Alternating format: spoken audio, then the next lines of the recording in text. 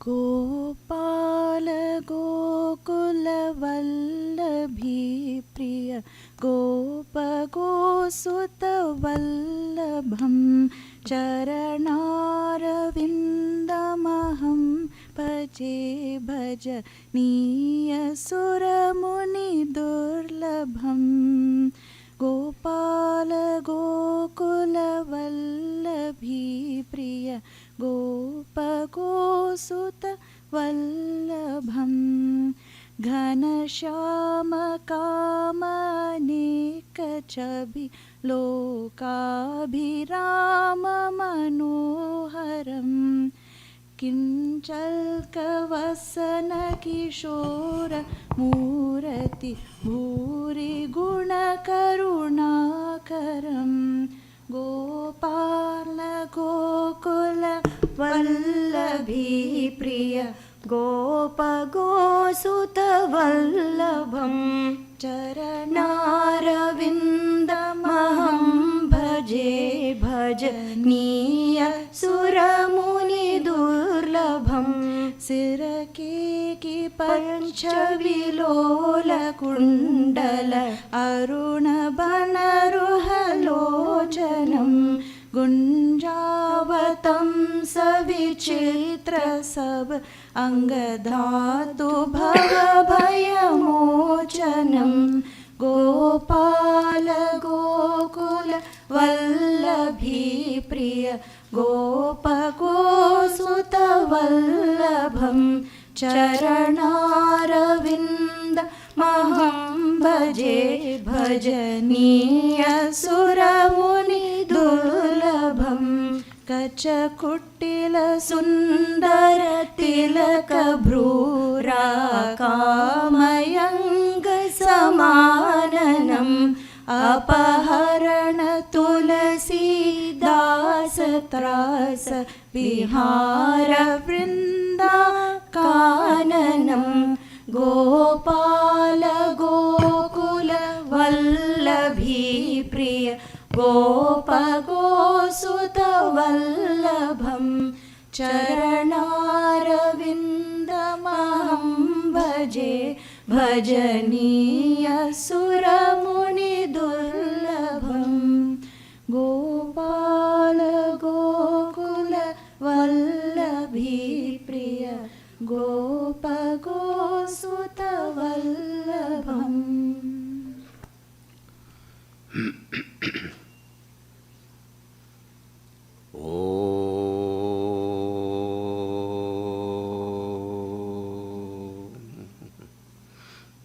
श्री गणेशाय नमः।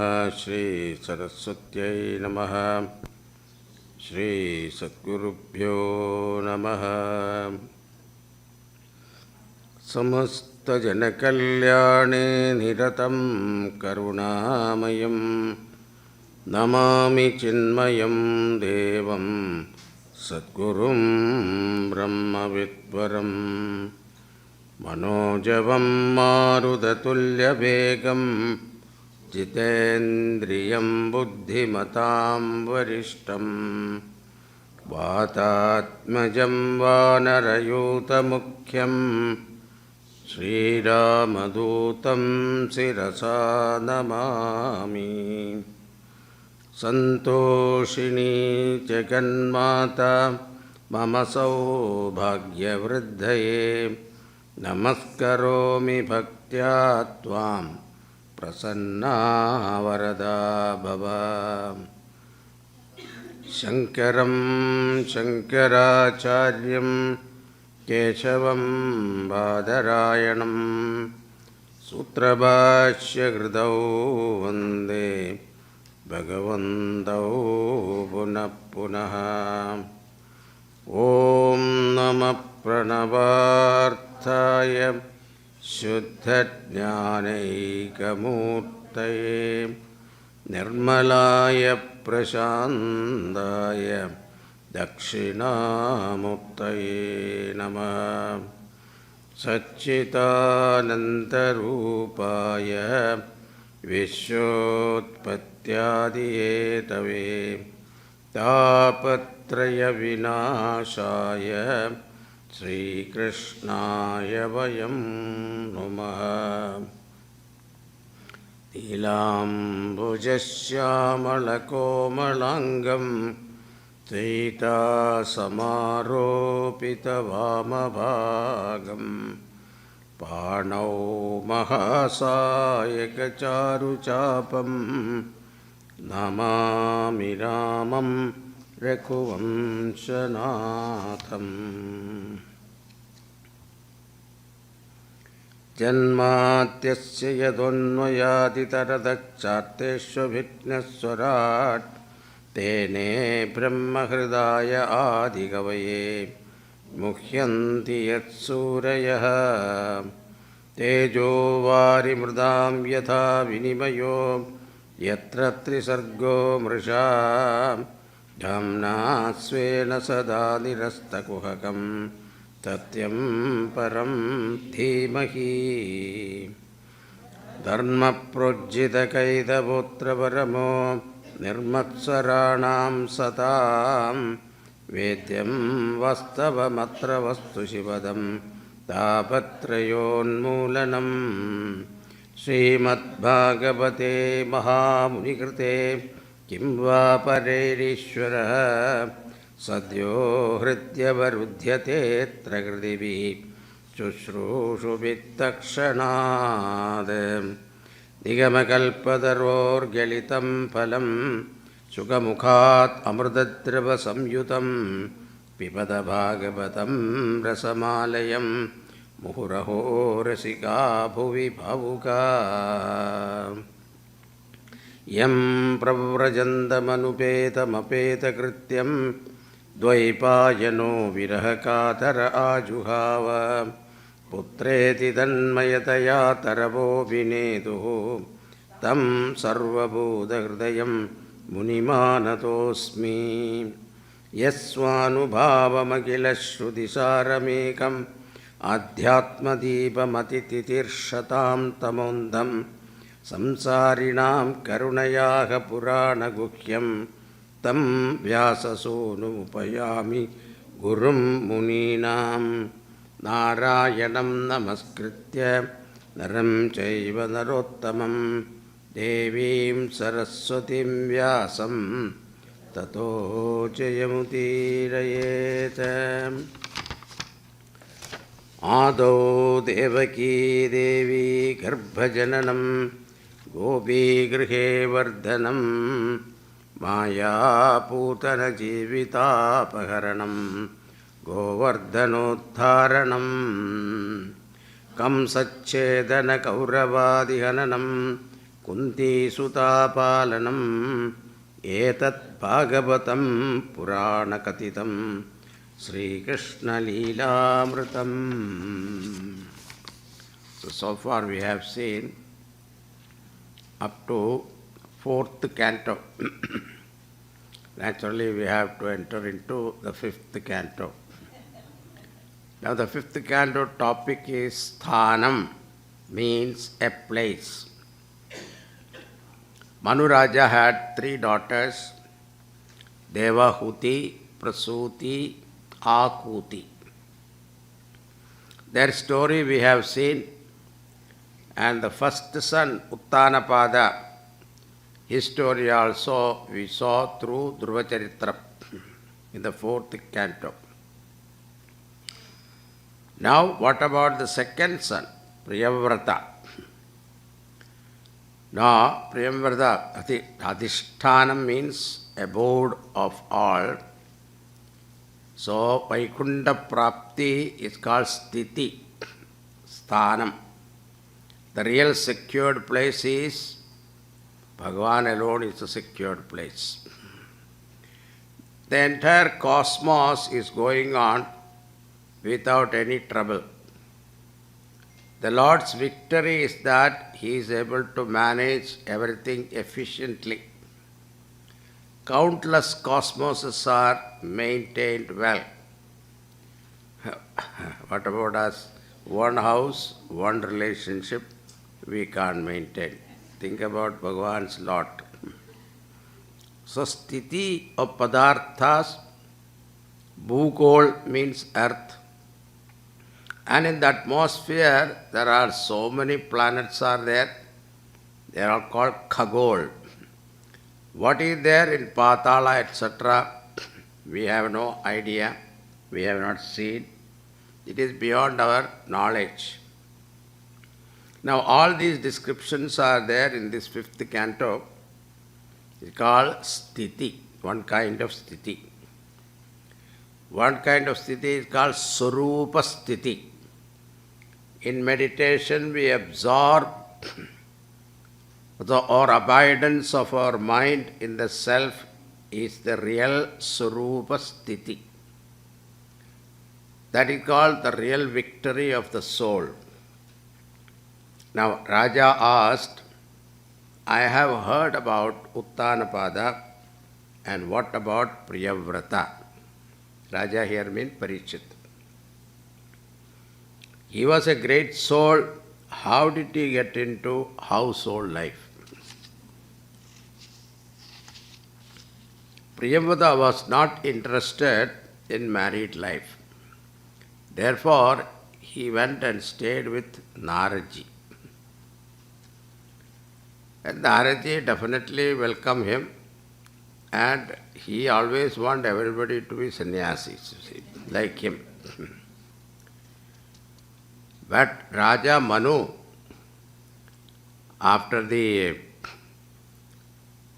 lineage of what you call Uttanapada, after Dhruva and his lineage almost gone, then naturally the grandfather was worried, so he went to Narada's ashram and told, Beta, now you have to take charge of the kingdom.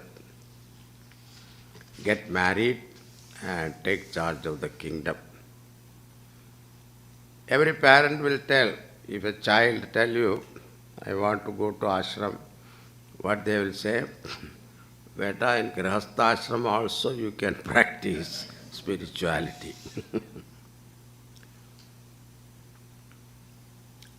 And the same householder will come and complain that Swamiji, please send one brahmachari to this center. Every center we open, we want a brahmachari or a Swami to take charge. But suppose one of their sons want to join our ashram, then they are worried, they get frightened.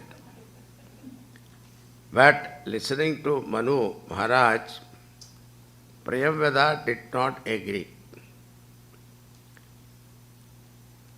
Then what he did was, Manu Maharaj went to his father Brahmaji. Now Brahmaji came to Narada's ashram and told the same thing, like what Manu said. You can also practice spirituality in family life. It is not necessary you have to be a sannyasi to realize the truth. All those talk. Now, Priyavrata looked at Naraji, his guru. Without guru's permission, he cannot do anything. So Naraji was in a dilemma. Because now his own father, Brahmaji, has come to ask. So he cannot say no. So Naraji said, Beta, I taught you everything. So wherever you are, whatever you do, nothing will happen to you. With that confidence you go. So fifth canto is more in prose order, but the literary beauty is so wonderful. This Raja Priyavrata married to Barhishmati. He begot 10 sons and 1 daughter named Urjaswati. They're all good names, okay? The great work he did was with his prowess. It seems he traveled along with sun and he divided the entire globe into 7 continents. There are names given here, Jambudvipa, Plakshadvipa, Salmalitvipa, Kushadvipa, Kraunchadvipa, Shakadvipa, and Pushkaradvipa. Now, and we are in Jambudvipa. In these continents, there are 9 Varshas, and one of them is called Bharata Varsha. Jambudvipa means not India, okay? Jambudvipe Bharata Varsha, they say, no? In our Sankalpa. Jambudvipa means entire earth. It's called Jambudvipa, including America. What we hear about continents are different. Here the entire earth is one Jambudvipa, including America. What Priyavrata did, no one can think of doing. Around the Dvipas, it is believed, it is said in Bhagavatam, this somebody who is interested, they can do some research on this. Around the Dvipas, 7 oceans are also mentioned. What are they? Salt water, that we know. Then sugar cane, ocean filled with sugar cane juice. Then liquor, this somebody will be like. Then ghee, then milk, curd, and pure water.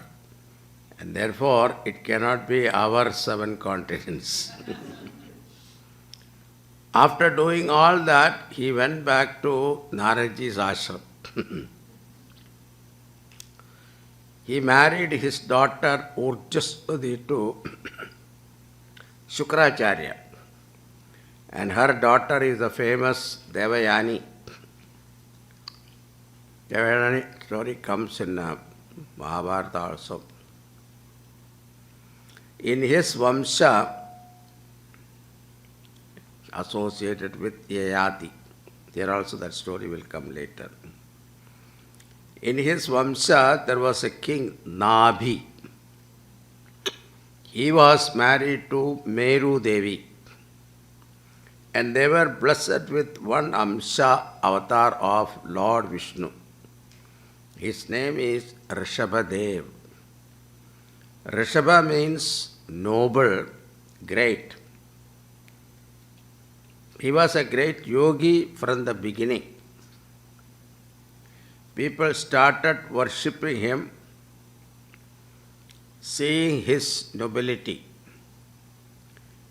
So Indra got jealous and he withdrew rain from his kingdom. For a long time there was no rain. Rishabhadev understood and with his yogic power brought rain and put Indra to shame. Nabhi saw that my son is so great and he retired to the forest, making Rishabhadev as king. In Bhagavat you see, all the kings renounces the world at one point of time. So that is why they have totally followed our Sampradaya, Brahmacharya, Grihastha, Vanaprastha, Sannyasa. Now he married because Indra got ashamed and he felt that he is greater than him and realized it is none other than Bhagavan's own Amsha. So how to make up the loss? He offered his daughter Jayanti to Rishabhadev. So Rishabhadev married Jayanti and he begot by her 100 sons equal to himself. Of these, Bharata was the eldest one. Our country is known after this Bharata. There is another story also, Dushyanta also had, Shakuntala had one son, he was also Bharata. But according to Bhagavatam, this Bharata is the one. gave the name to our country, Bharatavarsha. Now, among them, among these 100, 9 became great yogis. This Navayogi story will come later in Canto 11. Bharata plus 9 sons, that means 10, and their names are also given. We will see that later. Now 10 of them were elder to the remaining 90 sons. They ruled over the kingdom with Bharata, this 10. Then 9 sons were yogis, and the remaining 81 brothers became Brahmanas according to the instruction of their father. They studied Shastra, conducted yajna, etc. All were great.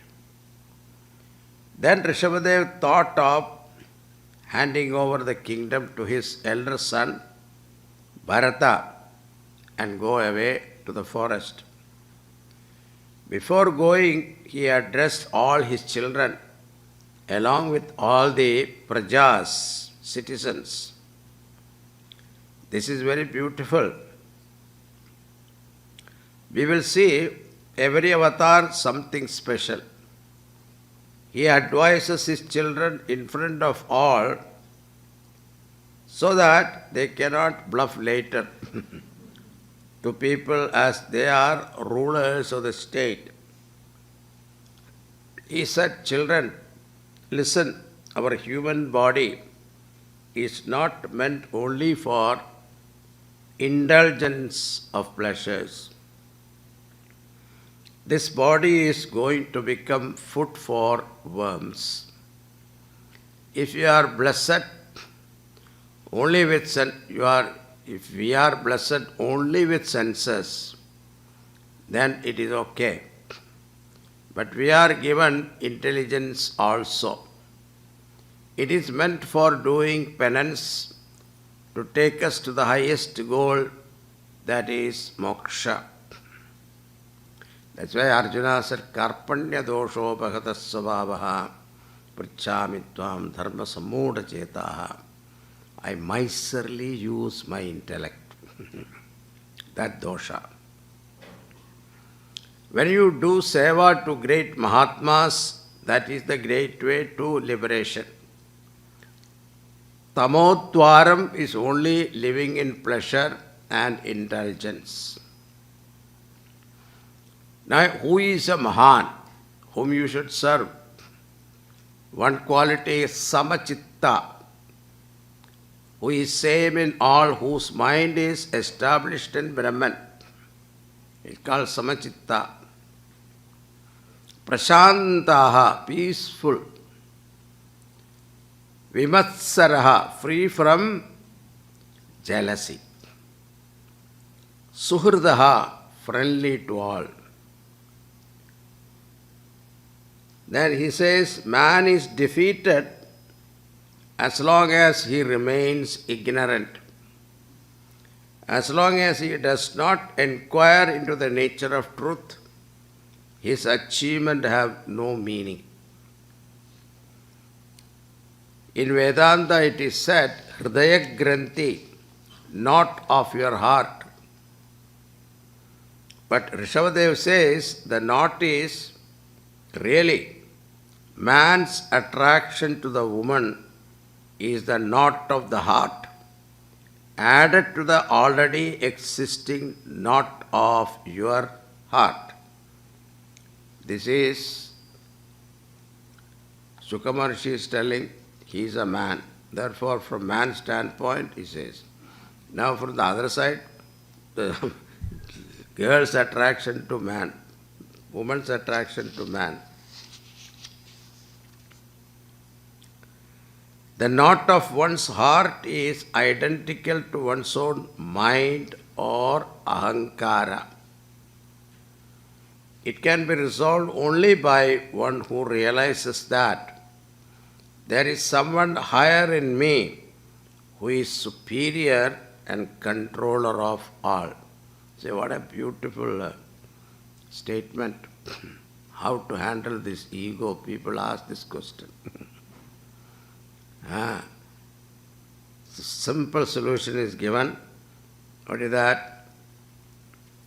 You realize that there is someone higher in you, under whose control we are functioning. This acceptance is there, then we have less and less ego. Now he says that Guru is no Guru who cannot save the Shishya, who do not free him from fear of death. So to a father or mother is no mother or father who cannot teach the children that knowledge which makes them free from fear. Now what do? I am sending my child to the most expensive school, best school. But what we have given them, so that's why Swamiji used to say, best don't invest on them, but invest in them. Give them our values. Having taught them and made Bharata the king, and asked the younger brothers to serve Bharata, he went to the forest and took the vrata of Avadhut. No clothes, no food. He took the vow of Ajagara vrata. Ajagara means python. A python will stay in one place, he will not move about. If the food comes, he will eat. Otherwise, he will fast. That's called Ajagara vrata. Whenever he gets, he eats. And it seems he kept a stone in his mouth. So today the Jain people have taken him as their first Tirthankara, Rishabhadev. But our Rishabhadev said, through devotion to Lord alone, you can purify your mind and attain mukti. But Jain Sampradaya doesn't accept Vedas. That must be a later addition. He finally gave up his body in a forest fire. When Raja Parikshit heard this story, he said, why did he practice such a rigorous tapas? He is already a Jivan Mukta Purusha. Why did he have to practice such torture? Sukadev said, it's very important. This mind is so fickle. When it will trap you, you don't know. Never take this mind for granted. So there is a story. One woman used to ask this sadhu, have you conquered desire? He never answered. On the deathbed, she heard he is going to die. She ran to him. How can he die without answering my question? She shook him and said, hey, have you conquered your desire? He said, yes, and died. That means what? Only on the deathbed you can say that I have conquered desire. So we have to be alert. Don't take this mind for granted.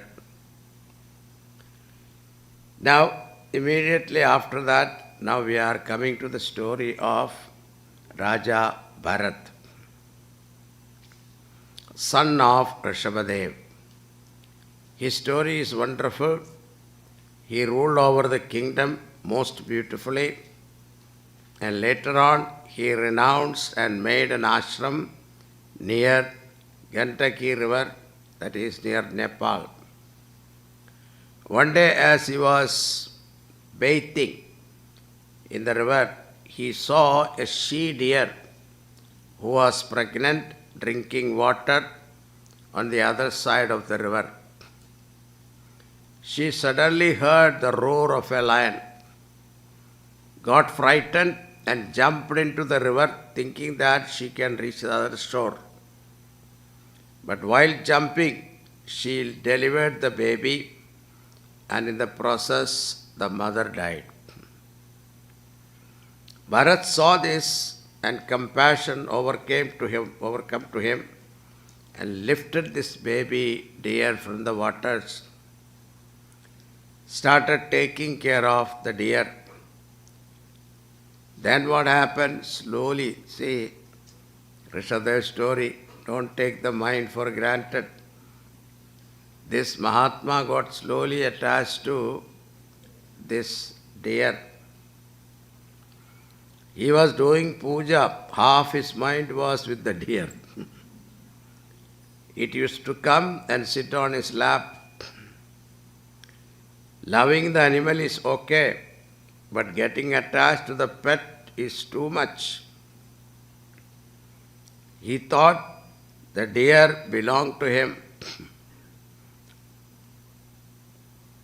and it is his duty to look after him. If something happened to the deer, it is my responsibility. And he started adoring that deer. All those descriptions are there. His mental condition, how attached he is. He used to admire the deer, saying that it is fortunate that such a deer is walking upon the earth to sanctify the earth. It seems that when the deer hoofs, wherever you find, that seems to be an auspicious place for doing rituals. So that is what he is meant by that. And so much so that now he gave up his meditation, puja, worship, etc., always thinking and worrying about this deer. When you belong to the Lord, then nothing belongs to you separately. Bharat was an advanced sadhaka, but the Maya was so powerful. Once the deer went away somewhere, this Bharata became miserable, went on searching for her. He said, that land is lucky where my Raja deer is walking. Because of this extreme attachment to this deer, one day when he died, he was thinking about deer. So next life he became a deer. As a result of his tapas, even in deer's life, he could remember how he became the deer. Then he thought, I was doing tapas and now I became a deer. In the deer's body, he was remembering the Lord and stayed near the ashram till his prarabdha ended naturally. Next life, he was born to a Brahmin family. By the time he has become a great yogi, he already a Jivan Mukta Purusha. Again he remembered his previous lives. He decided to never get attached to anything. Even though he was a jnani, he pretended to be the most foolish person. He behaved like that. His father tried to teach him Gayatri Mantra, but he could not learn. 6 months he could not learn. He pretended that he cannot learn. That's what he already knew it. Father died and his brothers and sister-in-laws used to take care of him. He was asked to do errands. But one good quality, whoever tell him anything, he will never say no. He will do it. but nothing he will do correctly. He did not do anything right. Because if you do anything efficiently, more work will come. This is one thing you have to learn in your office also. Whatever food is given, he will eat. No worries. The body is healthy. You know, this sister-in-laws, they are sitting at home doing nothing. So we have put this milk on the stove. Please watch. And this Bharata, watch. And it will be boiling and coming out and spilling all over. And then they suddenly come, hey, I asked you to watch. Yeah, I was watching. So, that is the type. So then what happened? His brothers saw this. They felt it is another extra mouth to feed, doing nothing, useless fellow. So his brothers scolded him that you are not useful. Why live with us? So he left home. And as he was walking, someone got him and made him watchman of a paddy field. He sat there but never stopped any bird coming and enjoying the grains. As he was doing this, suddenly some tribal people came there. Their chief was looking for a man to sacrifice for Kali. It was a great ritual. They were in search of a human being looking healthy. This Jadabharata looked fit. Then they were talking each other. Our Sardar will be very happy. Let us take him. Jadabharata heard this and said, don't worry, I will come with you. You don't have to drag me. They thought that what a fool he is. Jadabharata thought it is nice, life is over. They took him. The leader was very happy. He was bathed and dressed and well fed. When he was tied to the stupa pole, the chief lifted the sword to strike him. Now, that Bhadrakali saw, here is a Brahmavid, enlightened person. How can he be sacrificed to me? Immediately she appeared there with the sword. She killed the chief and all others, and she released him. But our Jadabharata, he did not even thank her, you see. He was released from death. He thought that I was dying nicely. What happened? Why she is interfering with this? Okay, he came out and sat under a tree. Then, in the meantime, there was a king, Rahuguna. He wanted to learn Brahma Vidya from Kapila Muni. So he was going in a palanquin, carried by these 4 palanquin bearers. One of them got sick, and they were looking for a replacement.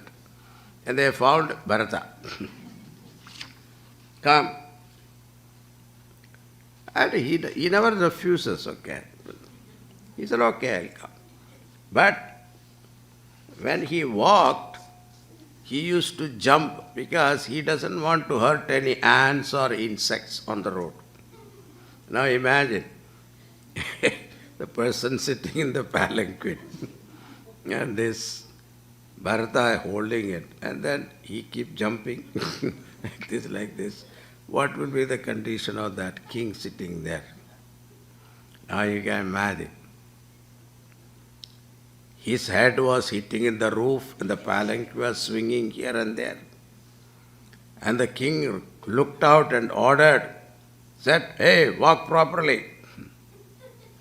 So all other three of them complained, said, "We are all right, but the newcomer is the one problem."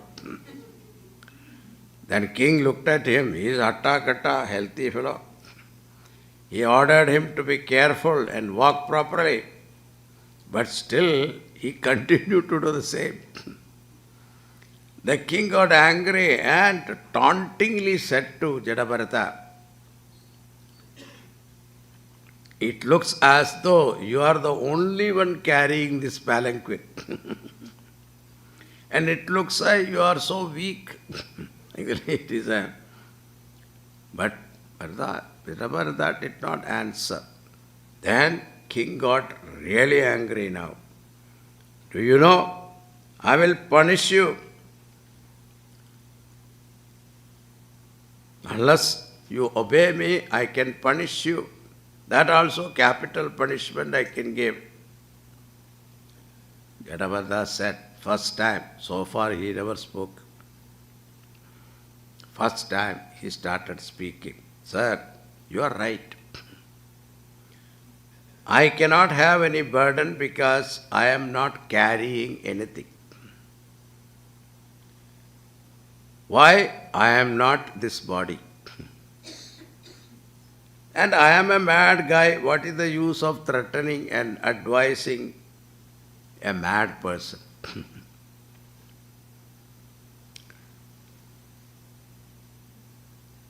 And the king, when he heard this, he understood that he is not an ordinary person, and immediately jumped from the palanquin and said, "Who are you?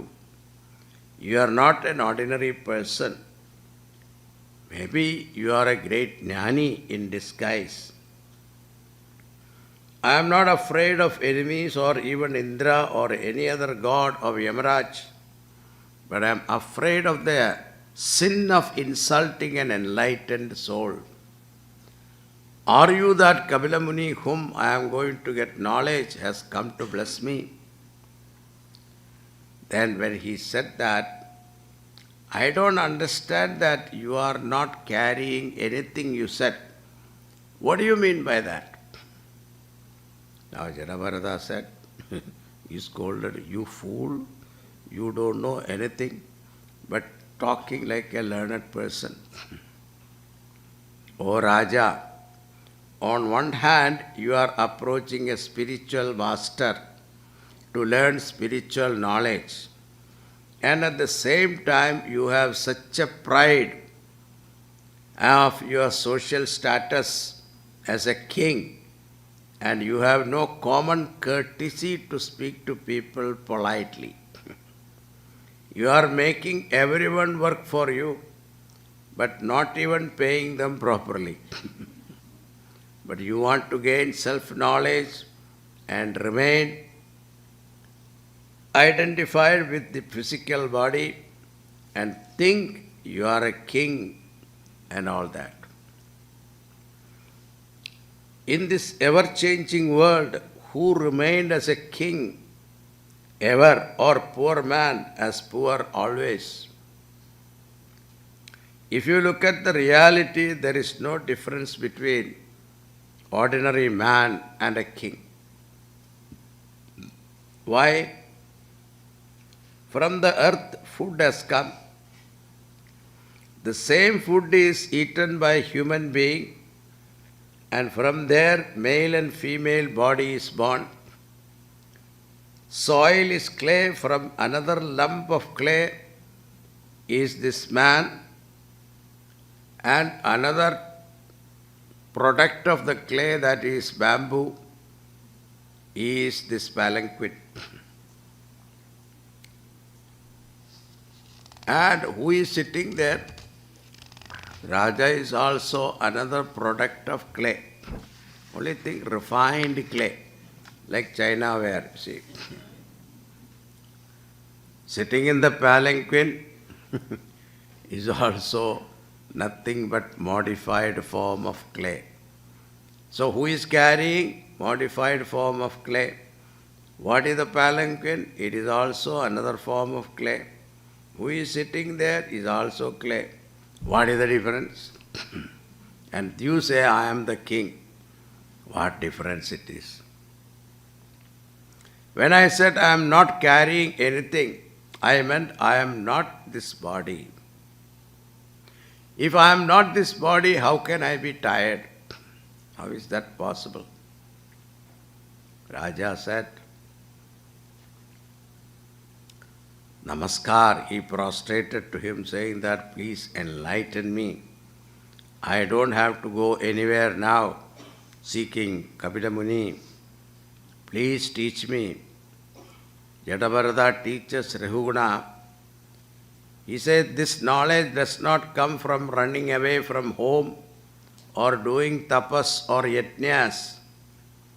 This comes only as a result of total surrender and begging for this knowledge at the feet of great Mahatmas. You have to serve the lotus feet of your Guru. Raja Bharat enlightened that Rahuguna. In the end, Bharata could not hide his own identity. O Rajan, did you hear of a king, Bharat? Here, yes, I heard of him. He was a great king. He said, I am that Bharat. And then he said, because of my attachment to a deer, I became a deer. Then afterwards, after losing that body, now I have become a Brahmana body. But now I understood my fault. I am free from all attachment. Some say that the Raja Rahugun was that deer. He was promoted to Raja. See, that is why Jatavarada opened his mouth and taught him that old attachment.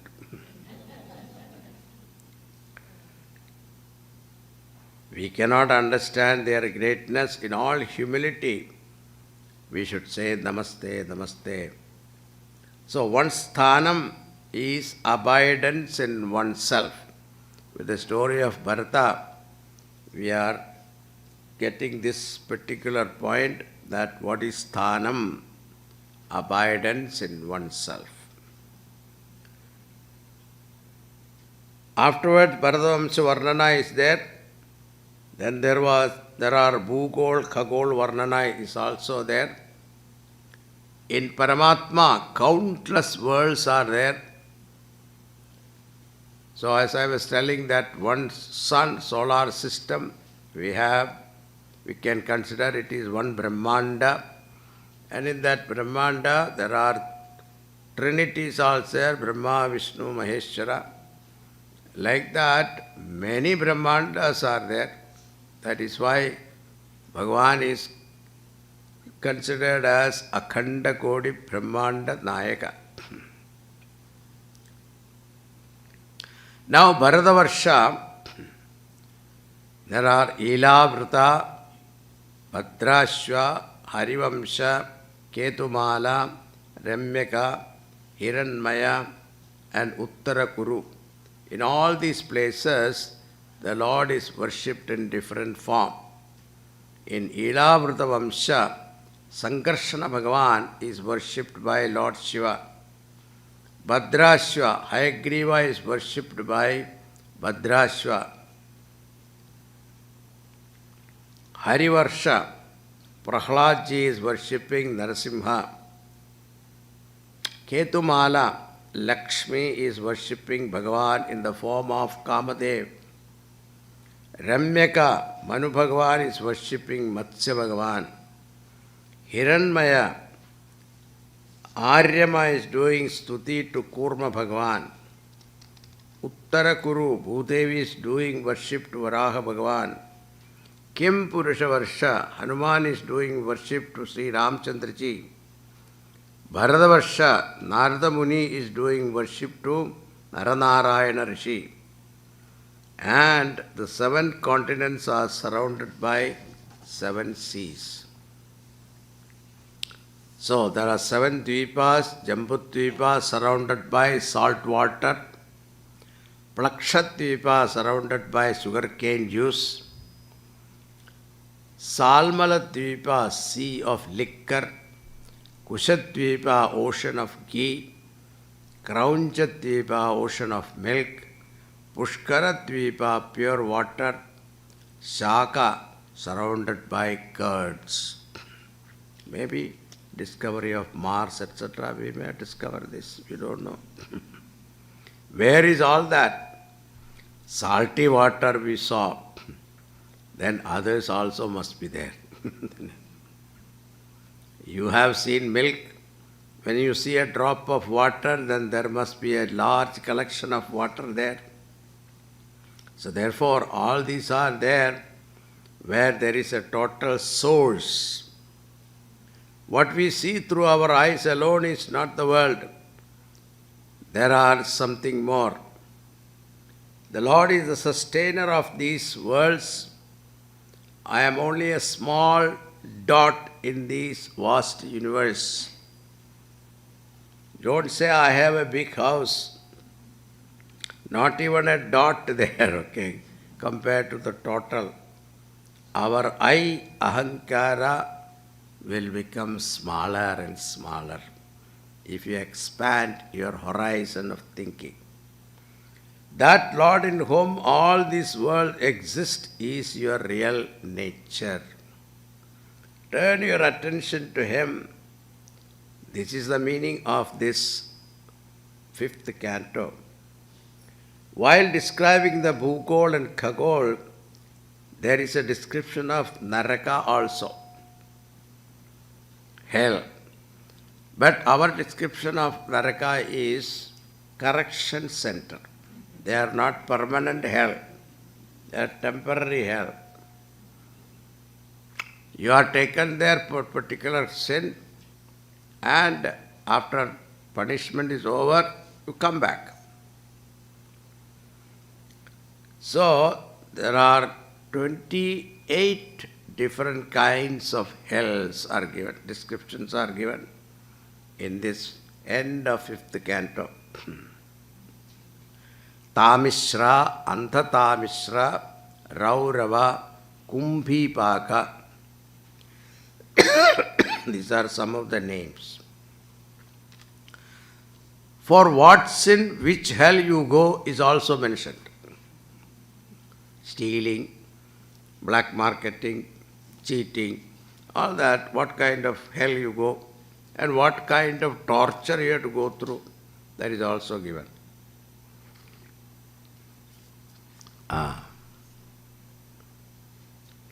As I said, our narakas are correction centered. They are not eternal hell. In the total body of Bhagavan, the hell also exists.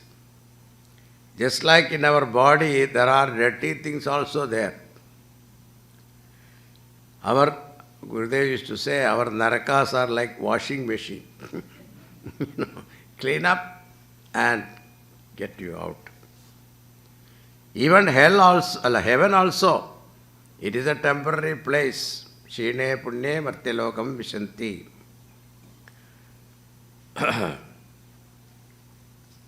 Now, with this, 5th skanda ends. So I am not going to give you what are the, you must be curious, what are the sin, what are the punishment I have to go through. You please go through that end of 5th canto. It is the whole description are given there, so that if I tell you now, it will frighten you. You won't even come tomorrow. So, but what happened? The next chapter give you some solace.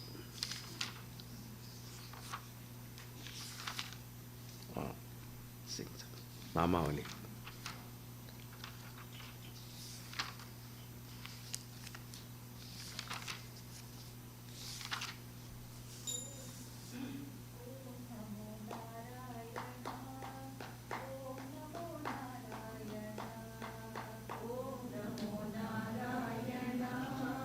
Om Namo Narayana.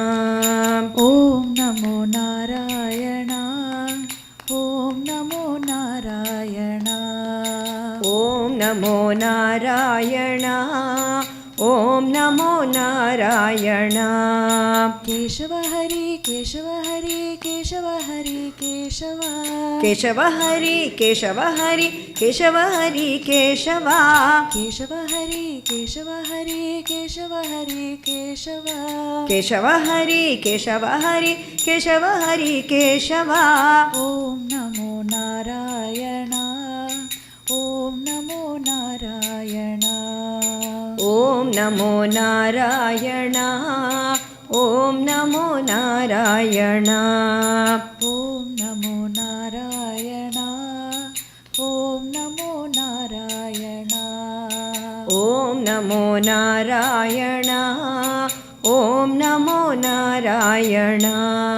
Madhava Hari, Madhava Hari, Madhava Hari, Madhava. Madhava Hari, Madhava Hari, Madhava Hari, Madhava. Madhava Hari, Madhava Hari, Madhava Hari, Madhava. Madhava Hari, Madhava Hari, Madhava Hari, Madhava.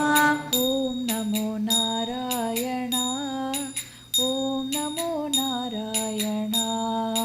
Om Namo Narayana. Om Namo Narayana. Om Namo Narayana. Om Namo Narayana. Om Namo Narayana. Om Namo Narayana. So far we have seen 5 chapters. Each one, first one is Athikari, second one is Sadhana, third one is Sarga, fourth one is Visarga, and fifth one is called Sthanam. Now the sixth one is called Poshanam. Poshanam means nourishment. But Poshanam tat anugraha. So Poshanam here means Bhagavan's anugraha, grace, blessing. The entire world has emerged from Paramatma. It is nourished by him. But it has a special meaning. Tat anugraha, his grace. Lord's special grace even on those papis. That is the beauty of this particular chapter. After listening to this Naraka's description, we have to hear something pleasant, right? We are doing so much papas, and if only according to karma phala, if they get, suppose karma phala calculation, if you do, then eligibility of moksha comes, isn't it?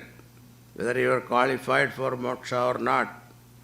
If you look at that way, only a few chance will be there. But when the Lord's grace is there, it is possible. The Lord is compassionate and showers his grace. So, it is something like jail also, you see one comes out of sympathy of the president, isn't it? Now he released somebody. When Raja Parikshit heard the description of hell, he was disturbed. He said, please tell me what we should do so that we don't have to go to this hell. Sukadeva explained. He said, one can consult a learned person and perform praychitta karma. Just as a physician skilled in diagnosis treats disease with remedies appropriate to the prevailing condition. Same way, you can seek remedies through ritual. This is called praychitta karma. For that, you have to consult a proper astrologer and he will tell you.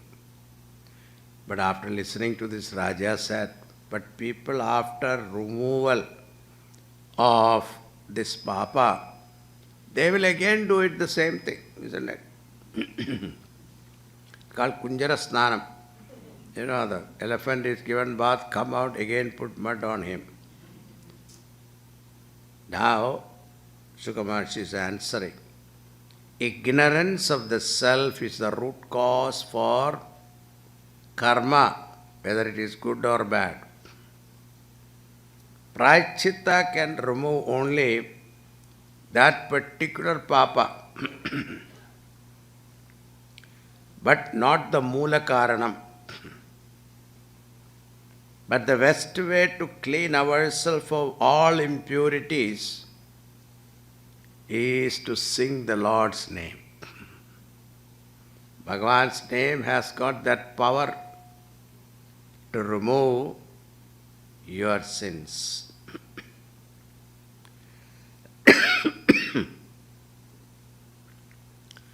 Now to prove that point, here Shuka Maharshi is giving a story of Ajamila. In the city of Kanyakubja, there was a Brahmin whose name was Ajamila. His name means Aja plus Amila. Means the one who is not connected to the Lord. Aja means unborn. Or Aja Dirgha Mila. Aja means Prakriti. Mila means associated with. The one who is connected to Prakriti. He was a devout soul, a learned Brahmana. He had his wife and children living happily, performing all rituals, etc. But one day he went to forest to get some firewood. There he saw a prostitute and a man engaged in a amorous play. He got infatuated after coming home. He could not control himself. He went and brought that prostitute home and started living with her. He sent away his own wife and children. And to maintain this lady, he started robbery, gambling, to run the family. In time, they got 10 sons. The last one was very little. Once a sadhu visited their home. The sadhu understood the situation. He saw the little boy. He asked the mother, have you kept any name for him? They said, no. Then he said, you call him Narayana. Keep Bhagavan's name. We keep Bhagavan's name all right, but what we do? We spoil the name, isn't it? Chandrasekhara become Chandru. Narayana become Nanu. They spoil the name, isn't it? No, should completely pronounce the name. It is Bhagavan's name. And when you come to America, they change the name also. Padmanabha become Paul, Ganeshan become Ganson, Subramanya become Manian, Krishnamurti become Chris. Ha! Now Ajamila was very fond of this child. Now when he was 88, Yamadutas came to fetch his soul. And he was lying in the bed. And he saw this Yamadutas. He was frightened. And in his fear, he called out his son's name, Narayana. He did not think of Bhagavan, but he called out his son's name only. But Narayana, he said. Immediately the Vishnudutas came and drove away Yamadutas. Now Yamadutas protested, asked, who are you? Why do you obstruct our taking away this man's soul? And they listed the sins that he committed. And they even said, who are all the witness? That is also interesting. Witness is what? Surya Bhagavan is a witness, moon is witness, Vayu Devata is witness. So they are all witness. We think that we close our eyes, nobody knows. And shut the door, window, etc. and you can do whatever you want, nobody sees. No, Vayu Bhagavan is there. They are all witness. It's all very interesting.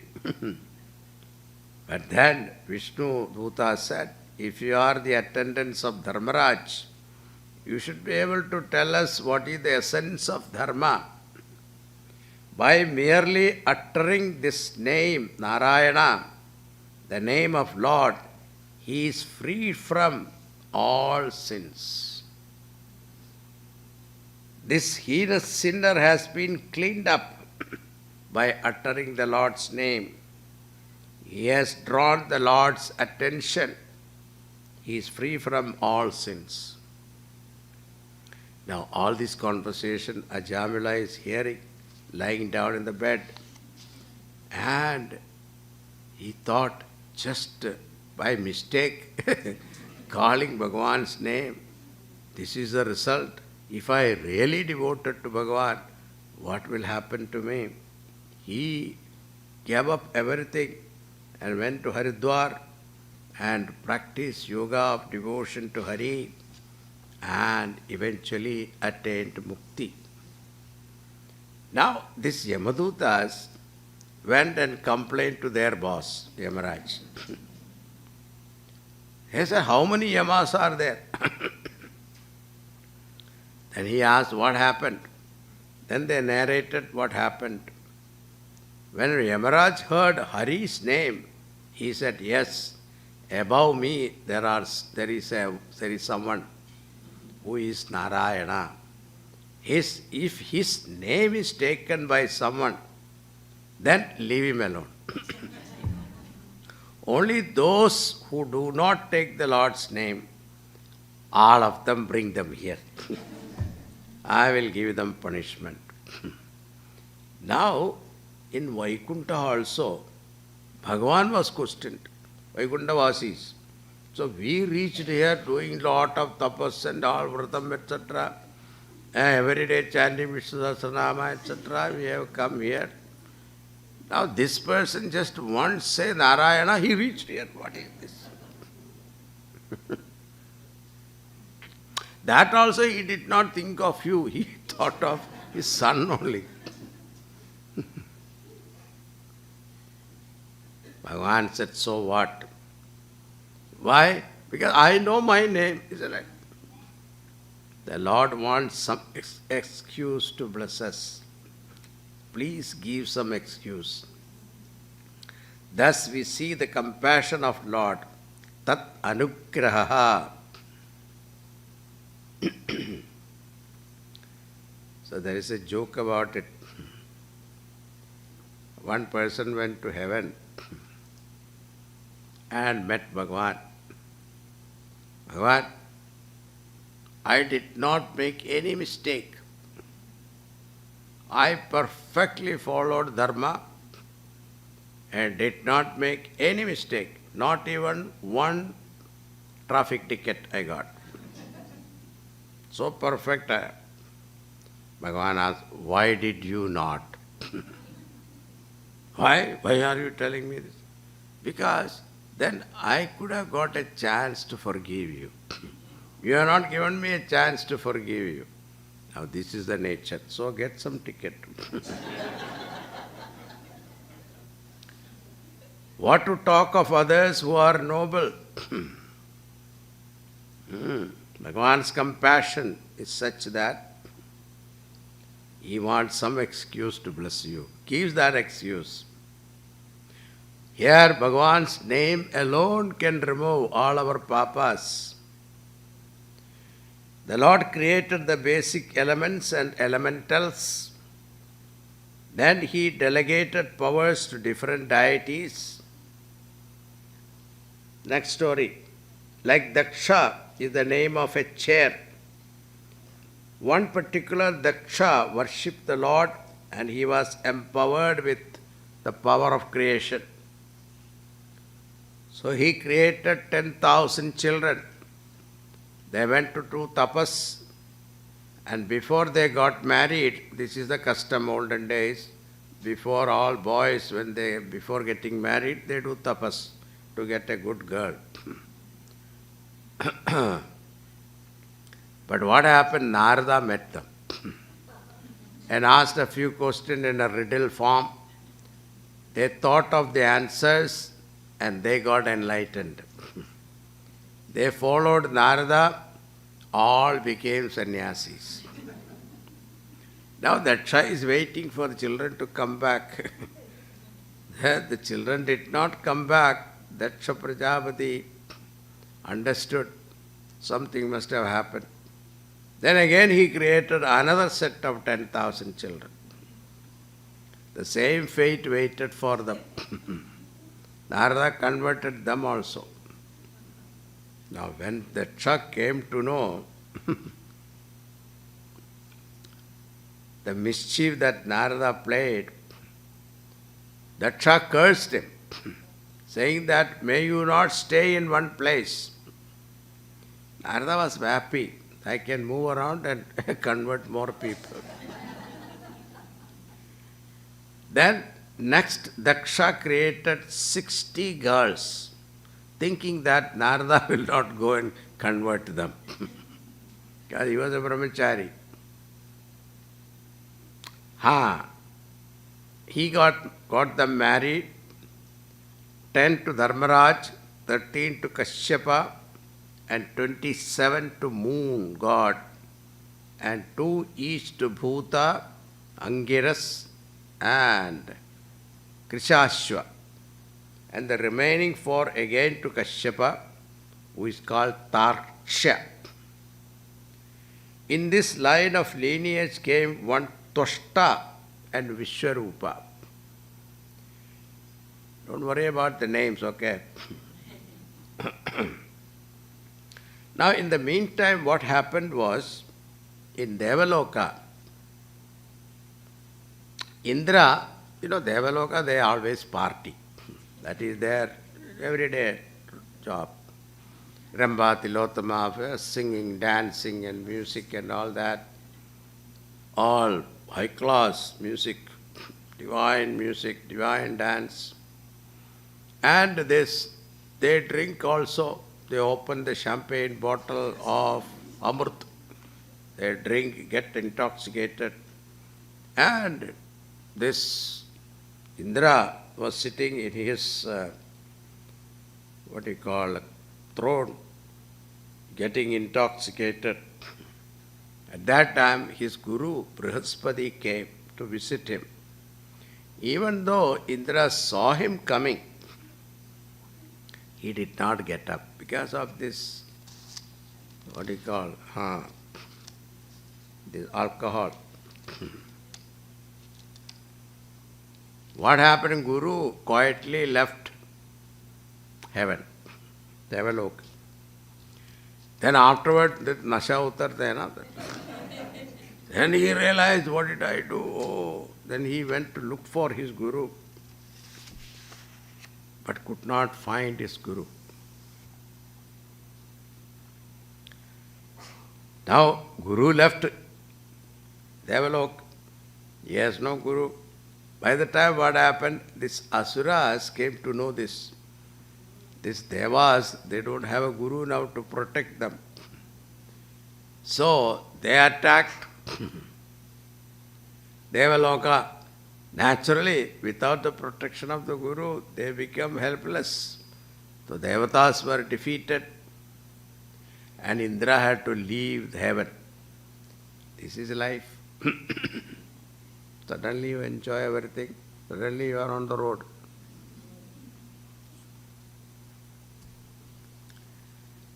Then he got advice that you should appoint Vishwarupa as their priest. Vishwarupa was Toshta's son.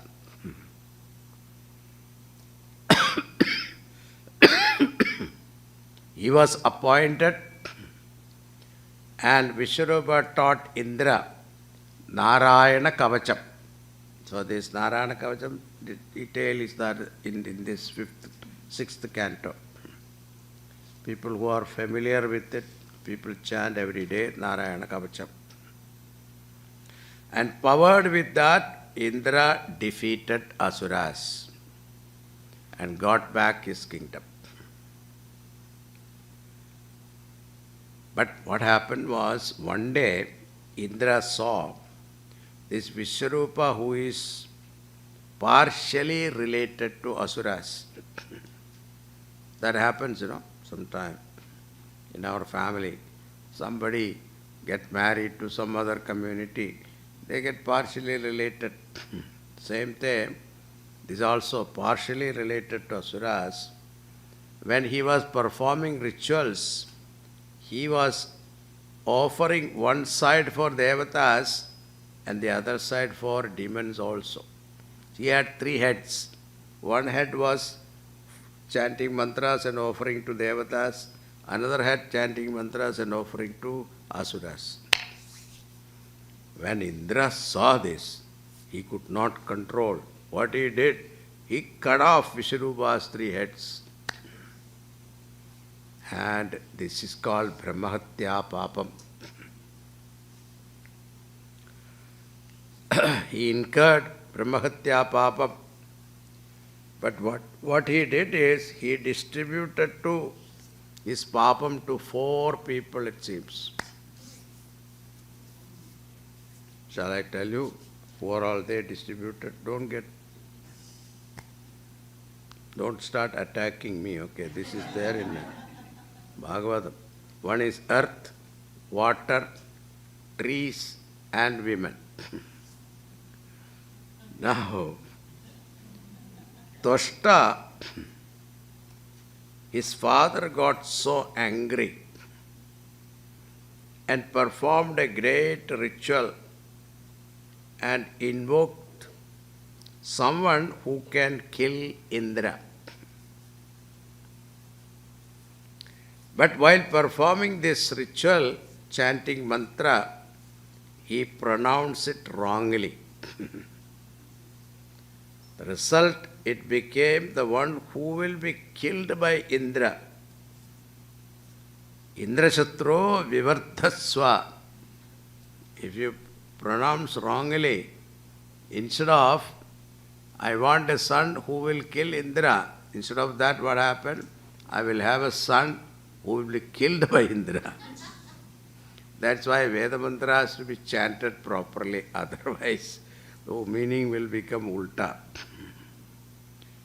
And out of Havankund came a mighty form whose name was Vritrasura.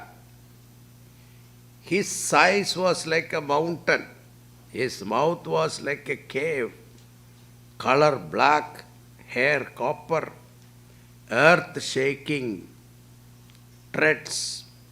Everyone fled away as he stood yawning with a terrible tongue, as if he were going to lick the stars and drink up the sky and swallow the 3 worlds. Devas saw this Rakshasa. They attacked him with all their divine weapons. But Vritrasura ate up all of them. Seeing this, Devas prayed to Lord Vishnu to protect them. Bhagavan advised them to approach Dadichi Rishi, asking him to give his bone to make a weapon. What is that means? Die, that's the idea. Now you go and ask somebody, please die for me. Now, this is what happened. Now how this Devatas went and approached Datiji Rishi, the conversation is there, very interesting conversation. When you want to achieve something selfish, how they become heartless, you can see that. Devatas. They approached this Datiji Rishi, said, Maharaj, you have already achieved what is to be achieved with this body. And this body is not permanent. One day you have to give it up. And why not you give it up for the welfare of the world, welfare of the society. And if one can sacrifice one's own physical body for the sake of the whole humanity, it is considered the greatest sacrifice. Like this they started. The Datiji Rishi asked, what you want? Tell me what. Why are you going round and round? We want your bone. So the Datiji Rishi went into meditation, gave up his body, and then Indra took that bone and made this Vajrayut. That is his Vajrayut.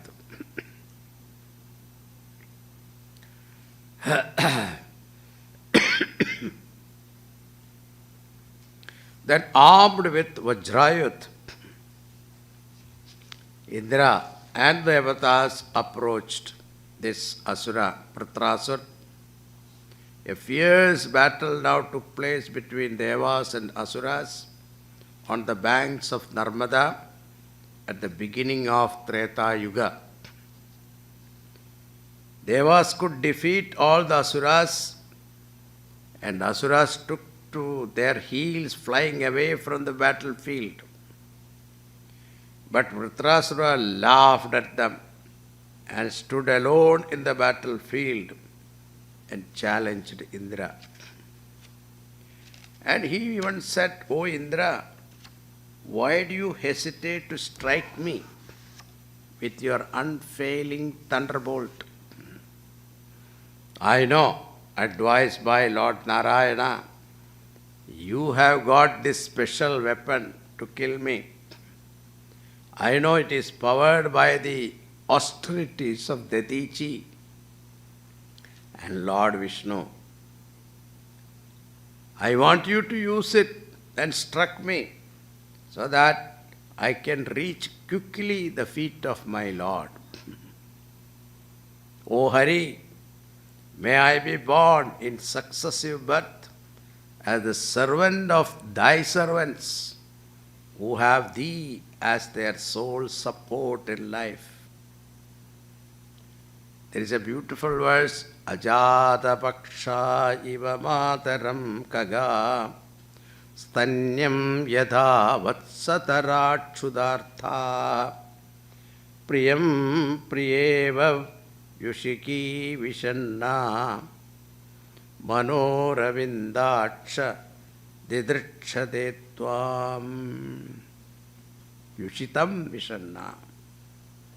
Like how a little baby bird eagerly awaits their mother bird to come back and feed them, or as hungry calves long to see their mother cow for the udder, or as a faithful wife waits for her husband long separated, so does my mind, O lotus-eyed one, yearn for and wait in eager expectation of thy blessed vision. See how beautiful. Who is telling this? This Vritrasura. To whom? Indra. Seeing the devotion of Vritrasura, Indra was ashamed and said, I myself have no devotion to the Lord compared to you. How can I kill you now? But Vitrasura made Indra helpless with his valor. And finally, Indra struck Vritrasura with his thunderbolt and killed him. Even though Indra killed Vritrasura, but he was not happy. Because again he was afraid he will have this Brahmahatya Papa.